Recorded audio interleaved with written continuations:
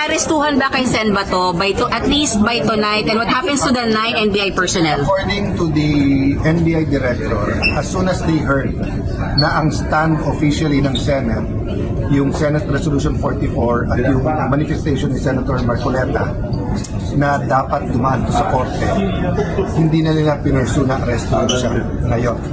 According to him, coordinated kay Senate President Tito Soto ang pagpasok nila. Okay. So ang balik namin sa kanya, coordinated man ang pagpasok nyo, hindi naman siguro tama o wala naman siguro nagbigay ng pahintulot makipag-abulan. So sinasabi niya that is incidents of the arrest, so we agreed to disagree at mag-fact finding. Okay. We explained to him that this is not a criminal or a administrative case that needs further study at merong pong due process. This is a contempt case. So we agreed na kaso sa magsiksikan sila dito o inhumane dito under his custody pero hindi niya ipauuwin. Okay. He will hold them in the NBI, he will ask them to explain, then write me officially tomorrow. Okay. Separate yun sa bugbugan. Okay. He promised me that if, kasi ang report na una sa kanya, ang usahan ng nakit. I showed him the video. So sabi niya, let him get to the bottom at asahan na paparusahan ang dapat parusahan. Okay. So hanggang doon pa lang kami, but I was saying nga, despite all of those assurances, I do know he has bosses above him. So Senator Bato will not be arrested tonight, but what about tomorrow? We will see what the rest of government says after tonight.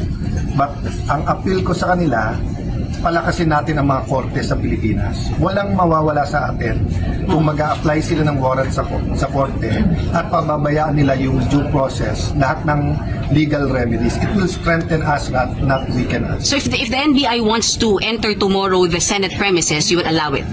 Not anymore. Okay. That is under... Sinabi naman niya, kaya hindi naman daw sila papasok kung hindi sila pinayagan. At ngayon naalis na sila, sir? Yes. Umalis na sila, sir?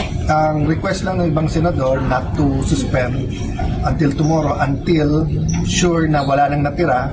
Marami kasing text, maraming mga balita na tinitingnan niya ibang kotse, nandyan sa labas, may armas. So isa-isa clarify and I have to take the PNP. Agad pinadala si General Aberin, who is a well-respected officer, at inassure niya ng police assistance.